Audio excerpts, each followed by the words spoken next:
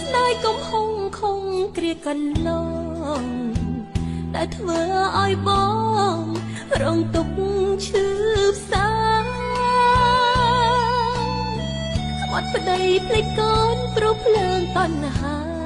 ភ្លេចអង្គអនុសាការគ្រាក្រខ្សត់អូនខុសហើយបងអត់ដងចុងជឿតាមពាក្យប្រងព្រាននាំឲ្យប្រត់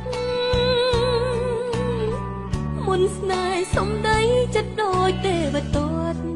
បនស្រន់ចាកត់ចិត្តស្រីសាវាចោលសាច់តោងឆ្អឹងប្រឹងស្មានបានខ្ពស់ឥឡូវធ្លាក់ជ្រួងអន់ទាំងតណ្ហាកម្មកាយជីវិតរុញច្រានវាសនាស្រីក្នុងលោកាកុំត្រាប់តាមខ្ញុំពេលដឹងខ្លួនខំជ្រុលអស់ទៅហើយទុកខ្ញុំគ្មានស្បាយសូមបងជួបជុំសារភាពកំហុងសាងស្នេហ៍សុខខំនេះគឺរឿងខ្ញុំត្រនងស្នេហ៍កម្ម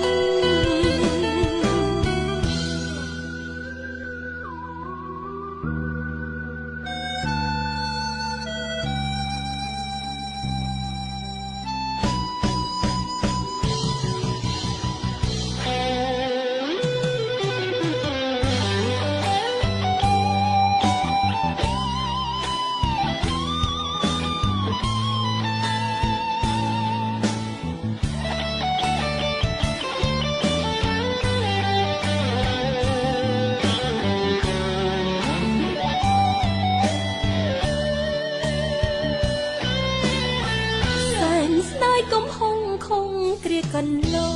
ងតែធ្វើឲ្យបងរងទុកឈឺ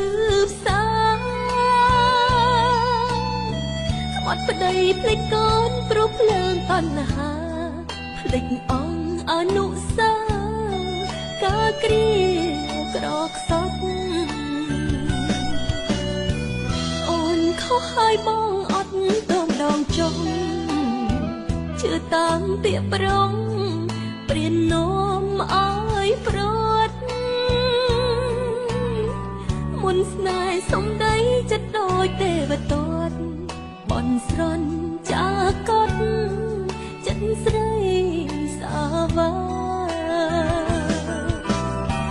ចោលសាច់តោងឆ្អឹងប្រឹងស្មានបានខ្ពស់ឥឡូវធ្លាក់ជ្រួង